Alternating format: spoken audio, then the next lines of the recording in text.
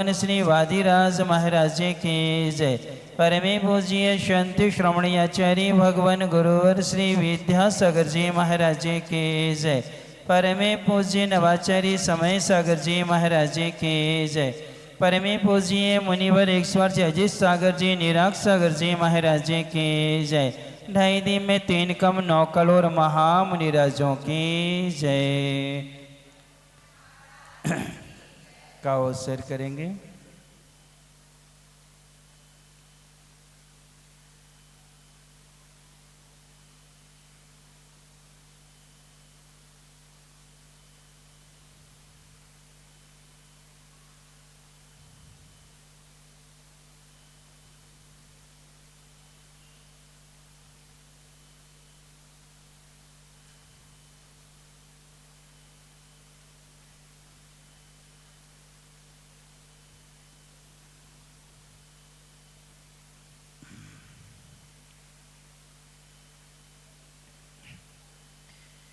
एकी भावं गतियो मयः यः स्वयं कर्मि बन्धो घोरमि दुःखं भवगतो दुर्निवारः करोति तस्याप्यस्य त्वयि जिनिरवे भक्तिरुन्मुक्तये चेत् जेतुं शक्यो भवति न तया को परस्तापेतो ज्योतिरूपं दुरितिनिवह त्वान्विध्वंसे हेतुं त्वामेवाहुर्जिनवर्चिरं तत्विद्यावियुक्तः चेतो वासे भवति ममस्य पारमोद्भासमानस् तस्मिन् नमः कतिमेतमो वस्तुतो वस्तुमीष्टे आनन्दाश्रुस्नपिते वदनं गदगदं च विजल्पन् यस्यायेतो त्वयि दृढे मनः स्तोत्रमन्त्रैर्भवन्तं तस्याव्यस्या तदपि च सुचिरं देवल्मीकिमद्यान् निष्कास्यन्ते विविधविषं व्याध्याकद्रवेय प्रागेभ्यः त्रिदिवे भविना देशिता वैव्यपुण्यात् पृथिवीचक्रं कनकमयतां देवनिर्णीतेदं ध्यानद्वारम् अमिरुचिकरं स्वान्तगेहं प्रविष्टत् तत्किमि चैत्रं जिनेवपुरिदं यस्वर्णीकरोसि। कल आपको यह बताया गया था कि हे भगवान, मोक्ष का जो मार्ग है वो स्वभाव से शुद्ध है, लेकिन पाप रूपी अंधकार से आच्छादित है और साथ साथ में वह संसार का जो मार्ग है वह दुख रूपी गड्ढों से क्या है, सहित है और नीचे स्थान वाला है। इसलिए हे भगवान, आपकी जो वाणी है सातों तत्वों के स्वरूप को बतलाने वाली है। ऐसी तत्व के स्वरूप को प्रकाशित करने वाली आपकी वाणी रूपी रत्न दीपक यदि इस समय हम लोगों के पास में नहीं होता तो मोक्ष मार्ग पर कोई भी चल नहीं पाता। इसलिए कुंदकुंद स्वामी जी ने कहा है, आगम चक्षु साहू। साधु की आंख क्या है, आगम है। आगम के अनुसार मुनि महाराज चलते हैं या मुनि महाराज के अनुसार आगम चलता है? दो में से किसके अनुसार कौन चलता है?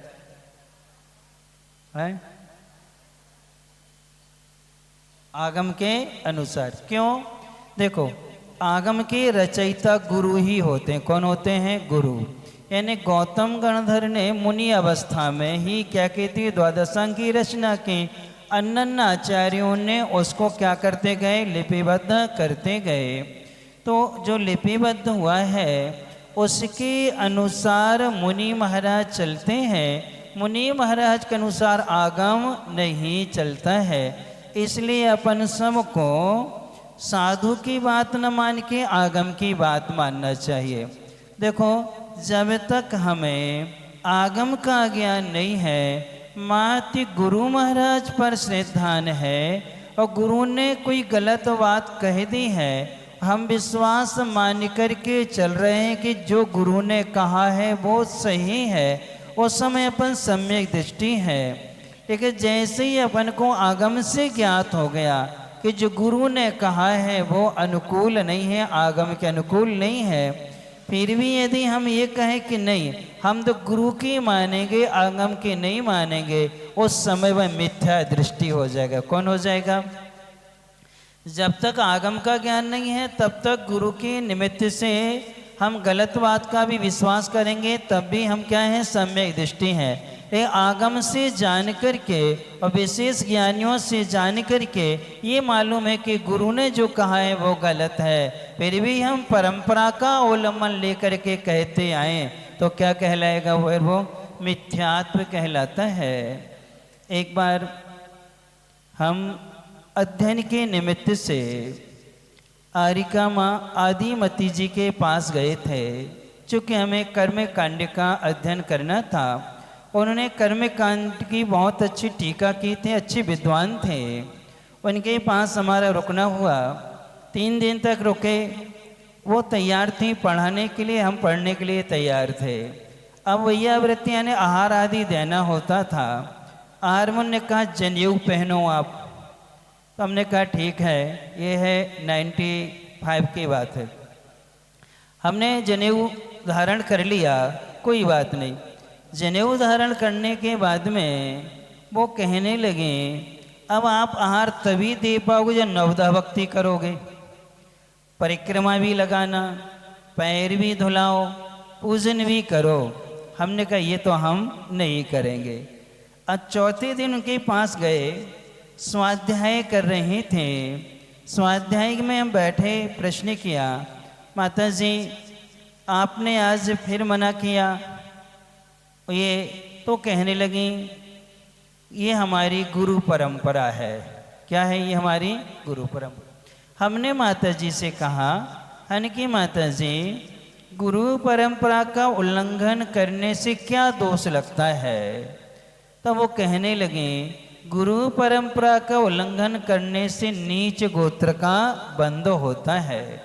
जैसे उन्होंने कहा, हमने हाथ जोड़ के तत्काल कहा, माता जी क्या हम आपके निमित्त से हम अपने गुरु की परंपरा को उल्लंघन करें? क्या हम जिन गुरु के शिष्य हैं, हमारे गुरु के संघ में 200 लगभग आरिकाएँ हैं और हमारे संघ में आरिकाओं की परिक्रमा नहीं लगती है, आरिकाओं के पैर नहीं धुलाते हैं, आरिकाओं के लिए अर्घ पूजन नहीं होता है और हमारी आरिकाएँ 3 दिन के लिए पीछे छोड़ देती हैं।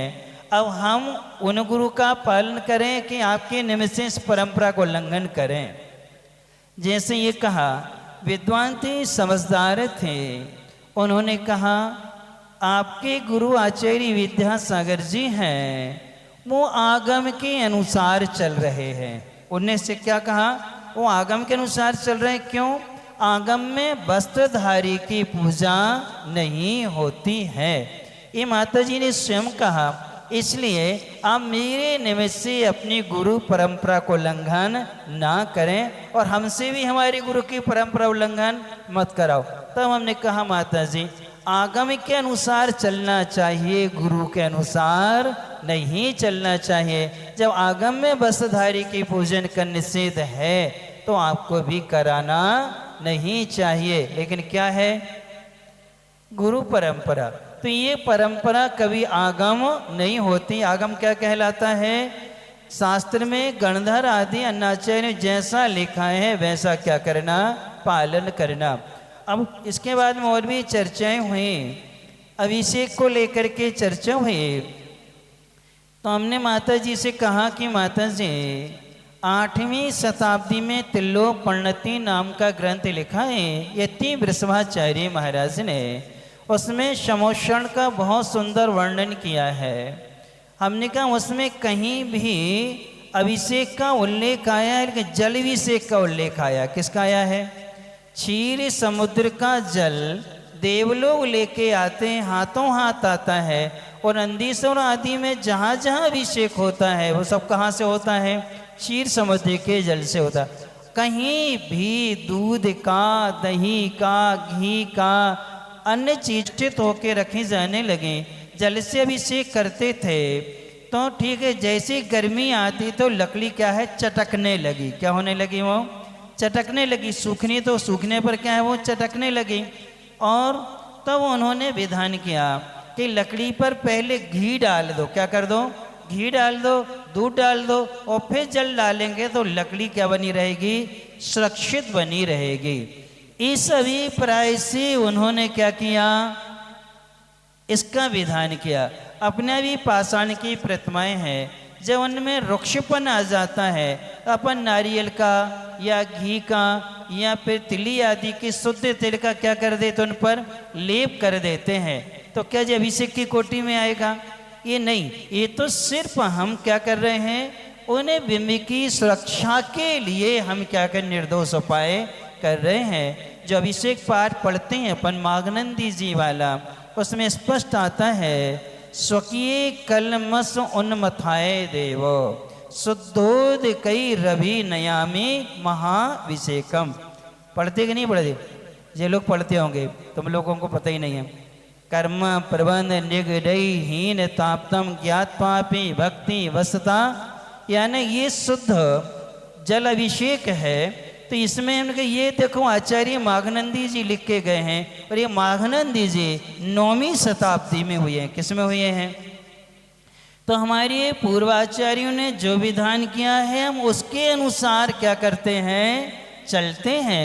बीच में परिस्थितिवश बहुत सी परंपराएं आई हैं, उन परंपराओं को हम आगम नहीं मानेंगे। क्या नहीं मानेंगे? आगम नहीं मानेंगे।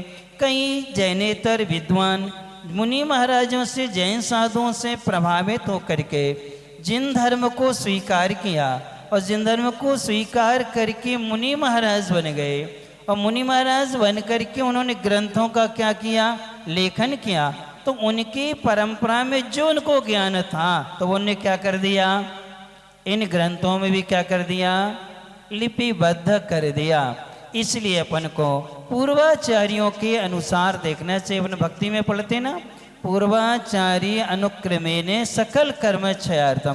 पूर्व के आचार्यों ने जैसा कहा है उसी के अनुक्रम से हम कर्मों का क्षय के लिए क्या कर रहे हैं? ये कार्य कर रहे हैं। इसलिए आगम मुख्य है, आगम के अनुसार गुरु चलते हैं, गुरुओं के अनुसार आगम नहीं चला करता है। इस प्रकार से ये हमारे लिए दीप, रत्न दीप रूपी वाणी मिल गई है। ये रत्न दीप कभी भी आंधी तूफान से बुझता नहीं है, कभी नष्ट नहीं होता है, सड़ता गलता नहीं है। ऐसे ही भगवान आपका छाये केवल ज्ञान है। ओम ह्रीं पाप तिमिर नाशक जीवादि तत्वोपदेशी वाणी प्रदायक श्री विषभनाथ जिनेन्द्राय नमो नमः। अब आगे दे रहे हैं कि हे भगवान, जो हमारे आत्मज्ञान रूपी ज्योति है वो एक भूमि में गड़े हुए धन के समान है। अब उसको प्राप्त करने का उपाय बतला रहे हैं। आत्म ज्योतिर, ज्योतिर नहीं, ज्योतिर आधा जा और या में ओ की मात्रा है, जा में ओ की मात्रा नहीं है। क्या है? आत्म ज्योतिर निधि रण्यवधि द्रष्टु रानंद हेतु करेमत क्षोणी पटलिपिहितो यो नवाप्यः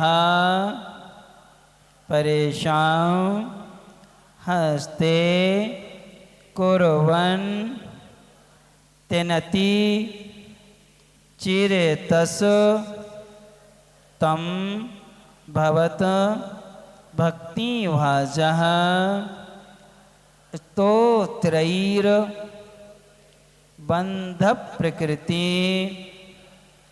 परसोदाम धात्री खनित्रहि आत्मज्योतिर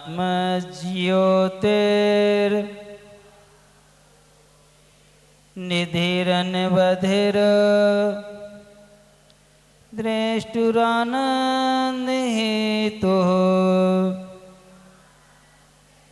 करिमक्षोणी पटले पिहितो यो नवाप्य परेशान हस्ते कुर्वन् तिनति चिरतशो तं भवद्भक्तिभाजः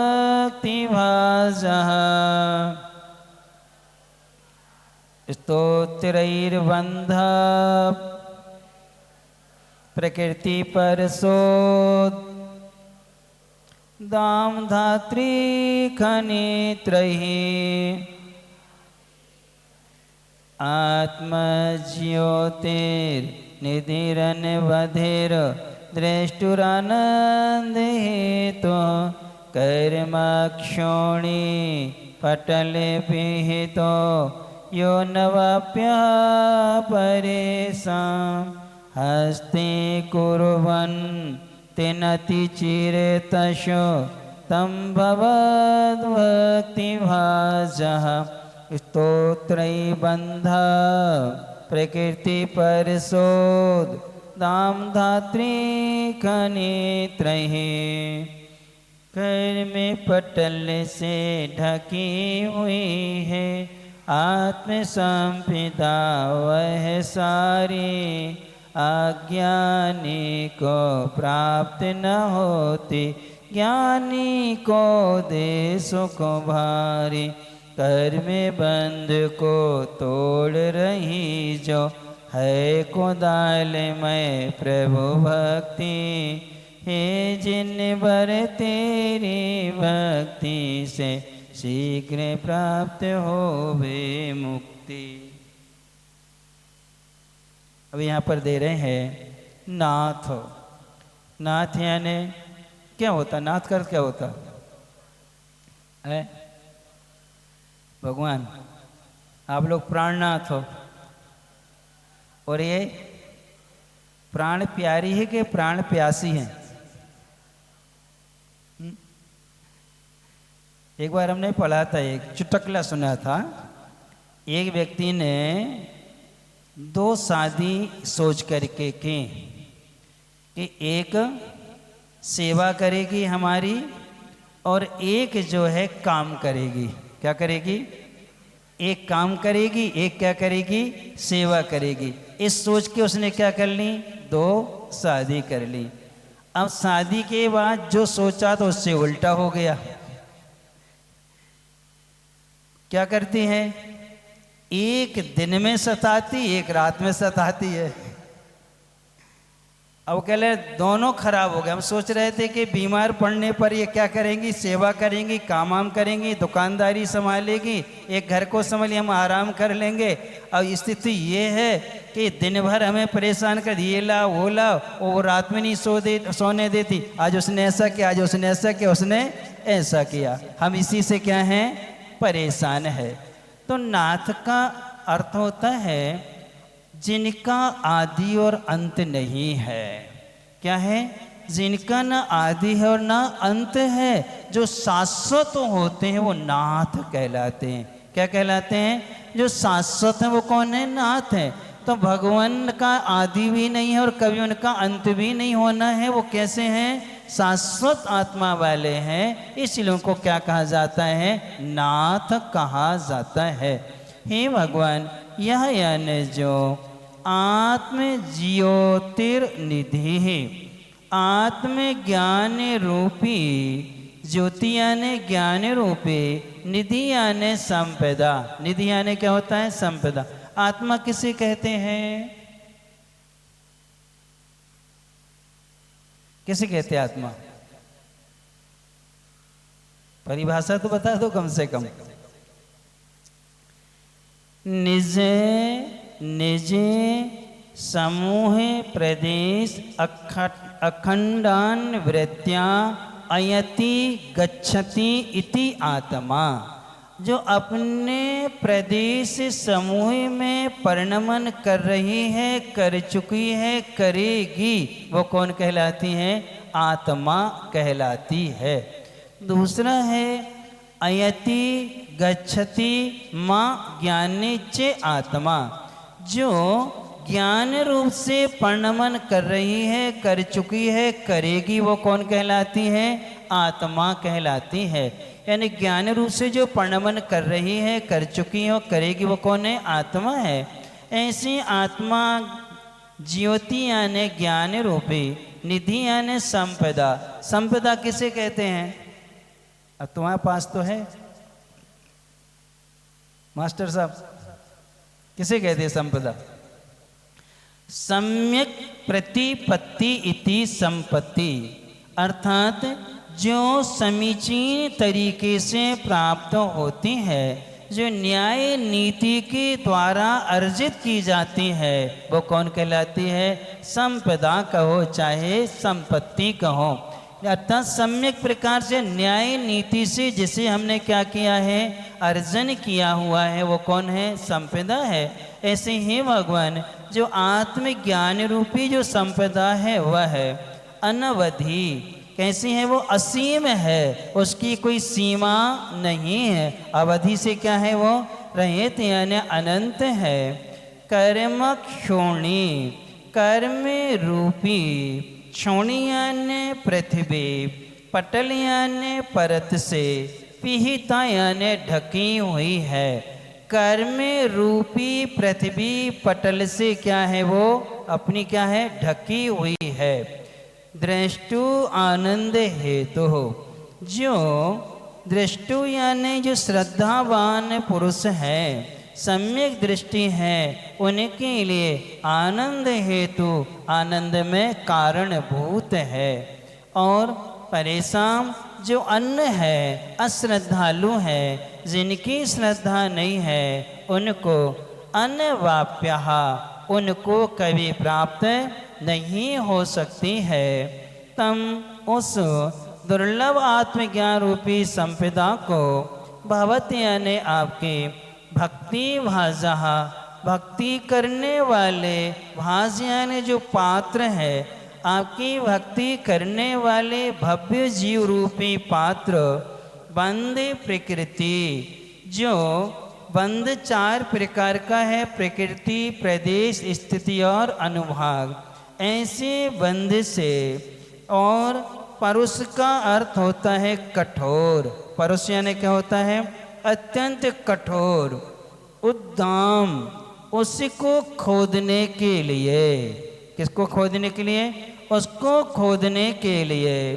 खनित रही, आप कैसे हैं? कुदाली के समान हैं। कैसी भूमि? जो बंदे रूपी प्रकृति, स्थिति, अनुभाग रूपी जो भूमि से हमारी आत्मज्ञान रूपी ज्योति क्या है? ढकी हुई है। उसको खोदने के लिए आपकी जो भक्ति है वो कुदाली के समान है। कुदाली भी कहते हैं, गैती भी कहते हैं। दोनों तरफ से नुकीली होती है, एक साइड चौड़ी होती है और एक साइड थोड़ी सकरी होती है, जिससे भूमि क्या करते हैं? खोदते हैं। तो उसके लिए उस गैती के समान आपकी भक्ति है। फिर इसके बाद में स्तोत्र ही, स्तुति के द्वारा अनति चिरतः, बहुत जल्दी, अत्यंत शीघ्र, हस्ते कुर्वन्ति, अपने हाथ में कर लेते हैं। पूरा अर्थ होगा, हे भगवान, जिस प्रकार पृथ्वी में गड़ी हुई धन को कठोर भूमि भले होती है, एक कुदाली से खोद करके हम शीघ्र ही उसको अपने हाथ में ले लेते हैं। ऐसे ही भगवान मोहिनी कर्म, ज्ञानवर्ण कर्म, दर्शनावर्ण कर्म, अंतराय कर्म, इन चार घातियाँ कर्मों से अनंत ज्ञान, अनंत दर्शन, अनंत सुख, अनंत वीर्य रूपी जो हमारी ज्ञान ज्योति है वो इन चार आवरण करूपी पृथ्वी से ढकी हुई है।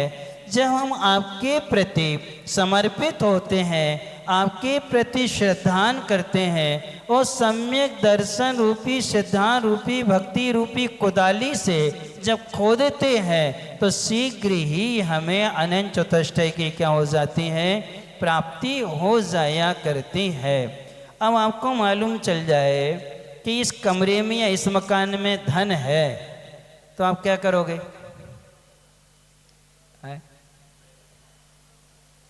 भगवती लाल जी निकाल लेते बहुत जल्दी, है ना, कोई को पता ही नहीं चलेगा। और क्या करेंगे अपन? निकाल लेंगे और निकाल के फिर अपन उपयोग करने लगेंगे, है ना। और जब आपको मालूम है कि यहाँ धन है तो क्या आपको मालूम नहीं है कि हमारी आत्मा में क्या है? अनंत ज्ञान है, अनंत सुख है, अनंत वीर्य है, अनंत दर्शन है। ये चार चतुष्टय आपकी आत्मा में ही है और ये पता है तुम्हारे लिए। बस ज्ञानवर्ण, दर्शनवर्ण, मोहिनी और अंतराय कर्म से क्या है, ढके हुए हैं। तो जैसे धन को निकालने के लिए कुदाली लेके चले जाते हो, वैसे ही क्या करना चाहिए? पंच परमेष्टि की भक्ति सम्यक दर्शन रूपी कुदाली से खोद करके शीघ्र ही उसे अपने हाथ में कर लेना चाहिए। यानी सबसे पहले यदि कोई कर्म नष्ट होता है तो वो होता मोहिनी कर्म। कौन सा? मोहिनी कर्म। मोहिनी कर्म के दो भेद हैं, दर्शन मोहिनी और चारित्र मोहिनी। सबसे पहले नष्ट होता है दर्शन मोहिनी है। जैसे दर्शन मोहिनी कर्म का नष्ट हो गया, आपको मोक्ष जाने का परमिट मिल गया, टिकट मिल गया, अब वो कभी कैंसिल नहीं होगा। कौन सा? दर्शन मोहिनी कर्म के क्षय से जो क्षयक सम्यक दर्शन होता है वह टिकट कभी भी कैंसिल नहीं होगा।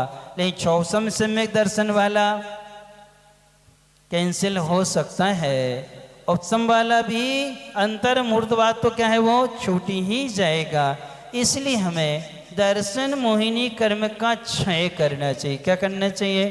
क्षय। लेकिन दर्शन मोहिनी कर्म का क्षय जब भी होगा, अर्थात केवली भगवान के पाद मूल में होगा अथवा श्रुत केवली के पंचम काल में। कब तक था? जब तक भद्रबाहु महाराज थे, यानी भगवान महावीर स्वामी जी के 683 वर्ष तक छायक सम्यक दर्शन क्या है, हो सकता था। यानी भद्रबाहु महाराज अंतिम श्रुत केवली थे, उन श्रुत केवली के पास में रहते हैं, अध्ययन करते हैं, उनके गुणों की आराधना करते हैं, उनके प्रति समर्पित होते हैं। तो कौन सा सम्यक दर्शन होता है? छायक सम्यक दर्शन हो जाता। उसके लिए मुनि नहीं बनना पड़ता, घर में ही हो जाता। किस में हो जाता है? जैसे राजा श्रेणिक को सीधा छायक सम्यक दर्शन हुआ था। किनको? जबकि उन्होंने नरकायु का क्या कर लिया था? बंद कर लिया था। जब उन्हीं महाराज की अच्छे से उन्हें स्तुति करी, वंदना करी, भक्ति करी, तो उनके मोहिनी कर्म का क्या हो गया? क्षय हो गया था। इसलिए वो पहले तीर्थंकर बनेंगे। कौन से बनेंगे? क्योंकि जिन जिन को छायक समय दर्शन होता है वो तीसरे भाव में नियम से मोक्ष जाते हैं। यदि बद्धायस्क नहीं है, उन्होंने कोई आयु नहीं बांधी, उसी भाव से मोक्ष जाएंगे। कहाँ जाएंगे? नियम से उसी भाव से कहाँ जाते हैं? मोक्ष चले जाते हैं। इसलिए अपन सबको भगवान की भक्ति रूपी जो कुदाली है उससे प्रकृति, प्रदेश, स्थिति, अनुभाग रूपी बंध रूपी पृथ्वी को खोदना चाहिए। इन चार प्रकार के बंध में सबसे कठिन बंध कौन सा है? प्रकृति, प्रदेश, स्थिति की अनुभाग। कौन सा है? चार प्रकार का है, अपन सबका है, हमारे पास भी है, सबके पास है। अब इनमें से चार प्रकार के बंध में से सबसे ज्यादा अहितकारी बंध कौन है? कौन सा है? स्वभाव प्रकृति यानी स्वभाव वाला प्रदेश जो हमारे पास में आए हैं कर्म परमाणु को, या इतने समय तक फल देंगे वही स्थिति है, इतनी मात्रा में देंगे। किससे? इनमें सबसे ज़्यादा भयकार यदि कोई है वो कठिन है तो वो है अनुभागवंद। कौन सा? अनुभागवंद। कितनी मात्रा में फल देगा? विपाप को नुभवः, यानी कर्म का विपाक यानी फल, उसकी अनुभूति करना। तो फल की जो अनुभूति कर रहे हैं सबसे कठिन है वो कौन सा? छोड़ना। फल को छोड़ना, कर्म फल को छोड़ना सबसे कठिन है। फिर इसके बाद में कितने समय तक देगा ये स्थिति पर निर्भर करता है। इसलिए ये दो में से सबसे ज़्यादा अहितकारी है अनुभागबंध, फिर है स्थितिबंध। प्रकृति प्रदेश तो कुछ भी नहीं करते। कौन? प्रकृति प्रदेश कुछ नहीं करते, क्या वो योगों से बंधते हैं। और स्थिति अनुभाग बनते किससे? कसाय से। 11वें गुण स्थान में कोई कसाय नहीं होती है, वहाँ प्रकृति बंध भी है, प्रदेश के बंध है, लेकिन वहाँ स्थिति अनुभाग बंध नहीं है। स्थिति अनुभाग बंध 10वें गुण स्थान तक ही होता है। पहले से लेकर के 10वें तक क्या होता है? ये बंद हुआ करता है। इसलिए सभी कर्मों में उत्कृष्ट स्थिति डालने वाले यदि कोई है तो वो है मिथ्यात्व और अनंतानुबंधी। मोहिनी कर्म को 40 कोड़ा कोड़ी सागर और 70 कोड़ा कोड़ी सागर का कहा है। दर्शन मोहिनी है 70 कोड़ा कोड़ी सागर का, चारित्र मोहिनी 40 कोड़ा कोड़ी सागर का है। तो 40 कोड़ा कोड़ी सागर को 70 कोड़ा कोड़ी सागर कौन करता है? मिथ्यात्व। कौन करता है? मिथ्यात्व और अनंतानुबंधी कसाय। इसलिए जिसने अनंतानुबंधी कसाय को और मिथ्यात्व को छोड़ दिया है वह ज़्यादा संसार में भटकता नहीं है, उसकी कर्म की स्थिति ज़्यादा नहीं बनती है और उसको ज़्यादा कर्म का फल भी नहीं भोगना पड़ता है। एक बार सम्यक दर्शन हो जाए, एक बार हम अनुव्रतों को धारण कर लें या महाव्रतों को धारण कर लें तो इस काल की अपेक्षा से 8 भाव लगेंगे और कहाँ चले जाएंगे? देखो 4 भाव में हम देव बनेंगे और यहाँ मनुष्य बन करके 8वें भाव में कहाँ चले जाएंगे? मोक्ष। यानी नरक नहीं जाएगा, त्रियंश में नहीं जाएगा, देवों में भी वहाँ सामान्य पारिषद आदि जाति के देव नहीं बनेंगे, या तो फिर वो क्या है इंद्र आदि में ही उसका क्या होगा? प्रतेंद्र आदि में ही उसका क्या होगा? जन्म होगा। इसलिए अपन को ये भक्ति रूपी कुदाली से शीघ्र ही कर्म रूपी बंधन स्थित अनुभाग के पटल को खोद करके अपनी आत्मज्ञान ज्योति क्या करना चाहिए? प्रकट करना चाहिए। आज कुछ लोग आए थे, वो थे बेगू के, और हम 96 में गए थे बेगू, बोराव मंदसौर के पास है, वहाँ के आज लोग आए थे, भी गए हैं शाम को। तो उन्हें चर्चा हुई कि वहाँ से आए हैं, तो हमने कहा हम तो गए थे वहाँ, महाराज जी का चतुर्मास हुआ था, स्थापना कराई थी, 3 दिन 4 दिन रुके थे हम। अब उनको बहुत जोर डाला, उनको याद नहीं आई। हमने कहा बच्चियों को तो याद ही नहीं कि उनके जन्म तो बाद में भय है, इसलिए अब वो कहती हैं कि महाराज जी, वो दादी जरूर पहचान गई कि महाराज जी याद तो आ रहा हूँ महाराज जी के साथ थे, आप ही क्या करते थे? बोलते थे कि होटल का त्याग जन का है।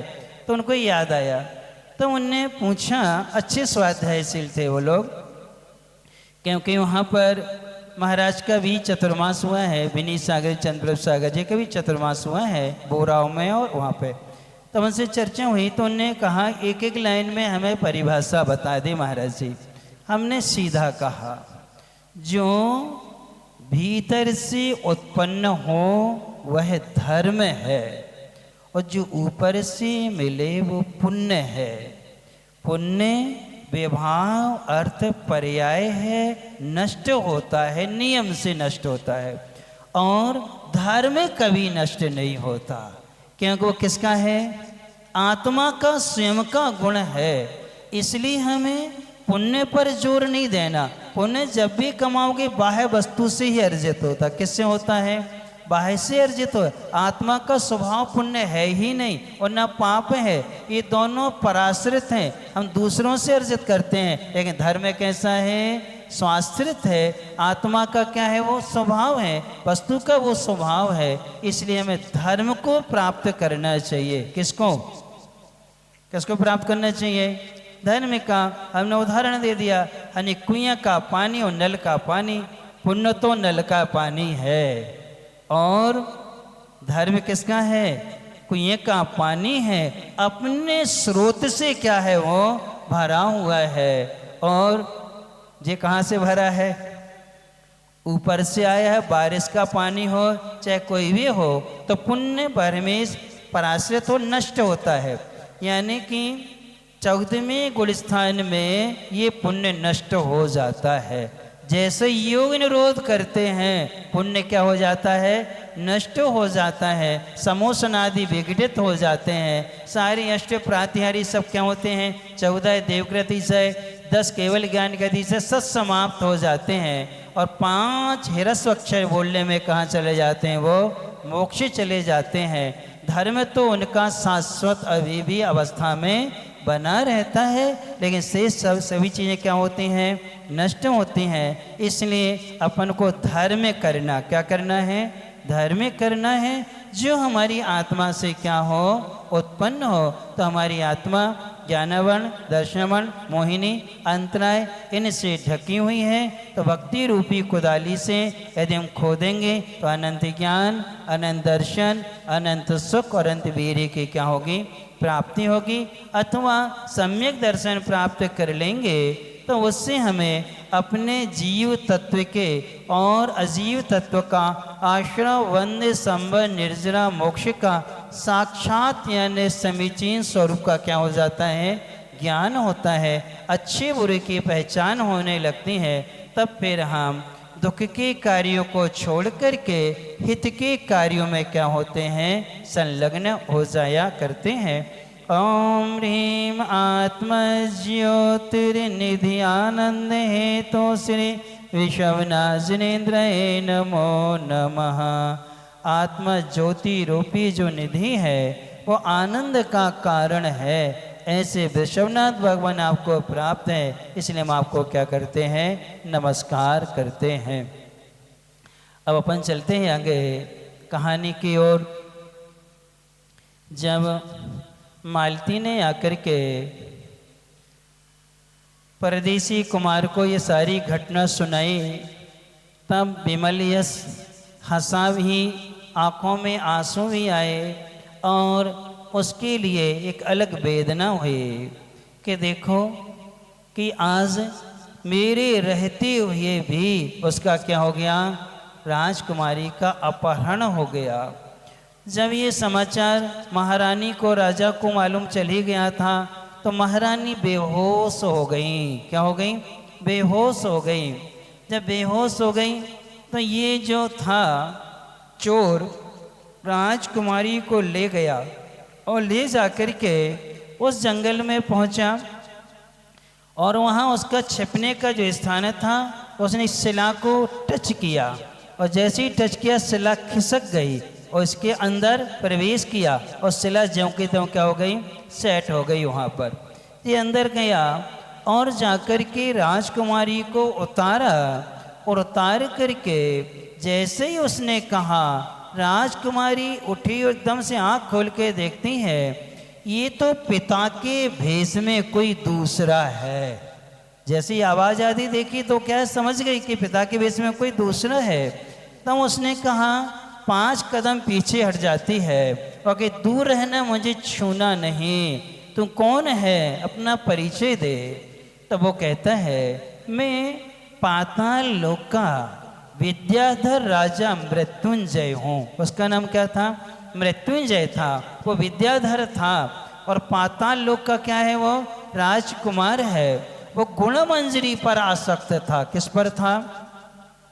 और उसको गुणमंजरी को प्राप्त करना था, इसलिए नगर में क्या कर रहा था? वो चोरियां कर रहा था कि हम किसी न किसी तरीके से उसको क्या कर लें, हासिल कर लें। और जैसे ही हासिल करने का प्रसंग आता है तब वो कहते हैं कि नहीं कुमार, आप मुझे हासिल नहीं कर सकते हो, आप तो चोर हैं। आप क्या हैं? चोर हैं। और आपने कितने नगरवासियों को सताया है।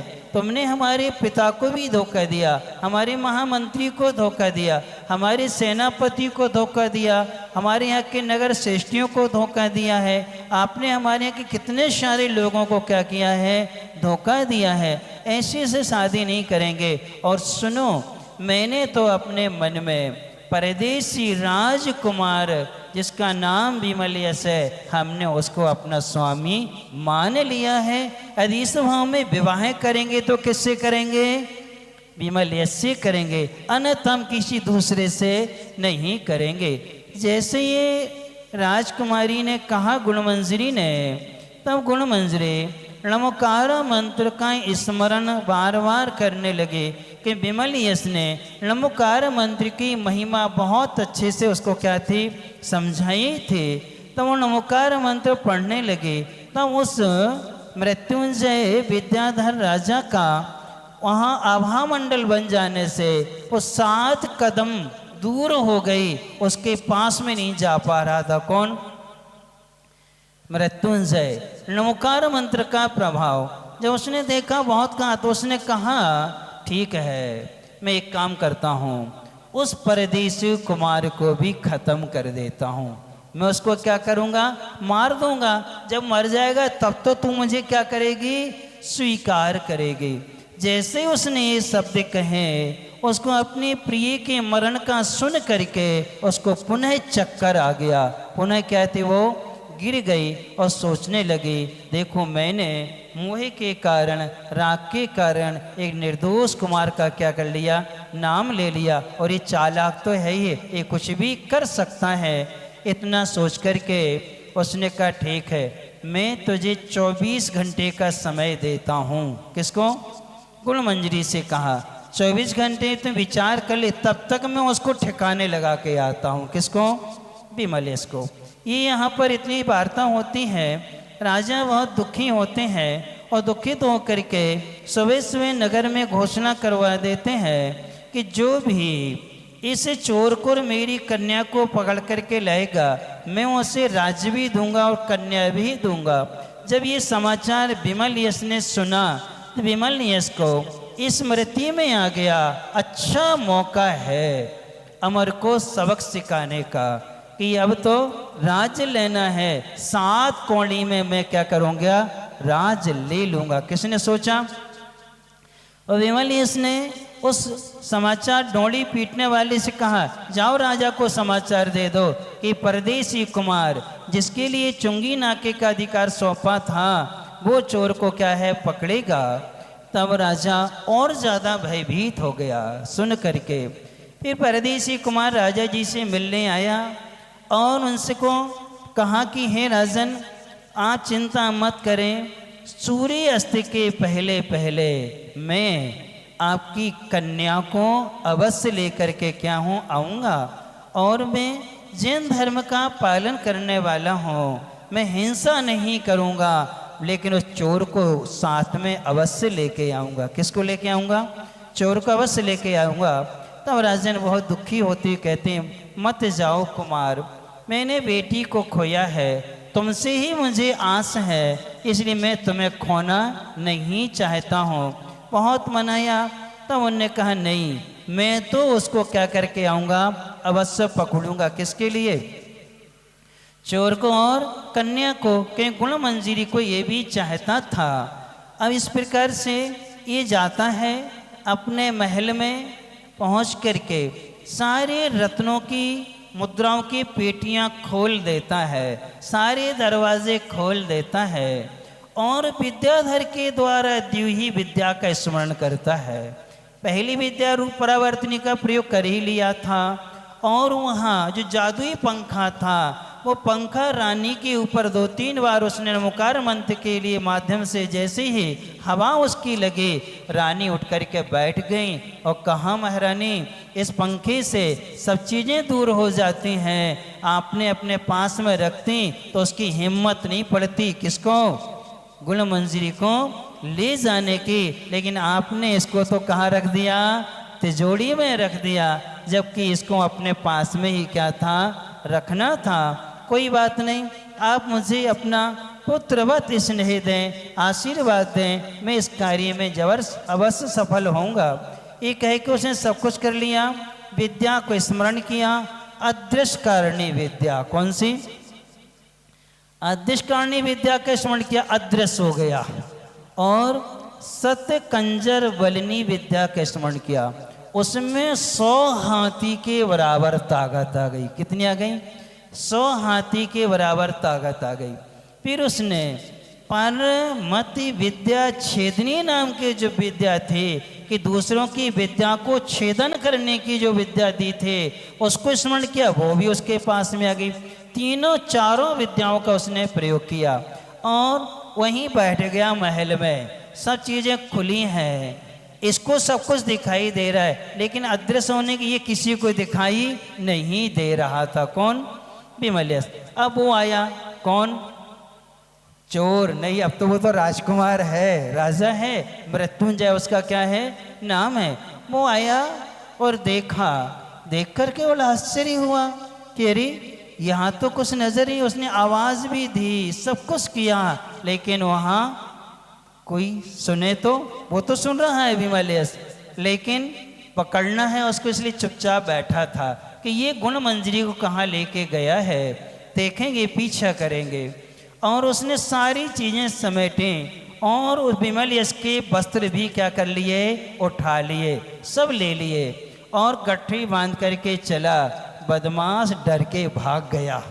क्या कहने लगा, ये तो डर के क्या है, यहाँ से भाग गया है, अब मैं जाऊंगा और कुमारी के सामने ये सब कुछ रख देंगे, उसको विश्वास हो गया और वो मुझे क्या करेगी, हासिल कर लेगी। जैसे ये सोच करके ये जाता है, विमल्यस उसके पीछे पीछे हो जाता है अदृश्य रूप में। जैसे गया, उसने चट्टान को टच किया, चट्टान खिसकी, वो अंदर पहुंच गया। अंदर पहुंच करके उसने विमल्यस के सारे वस्त्र और उसकी जो बीणा बजाने की थी वो भी सामने रख दे और हीरे जवाहरात, और कहने लगा मैं उसको तो ठिकाने लगा के आ गया हूँ, अब मुझे ही स्वीकार करना होगा।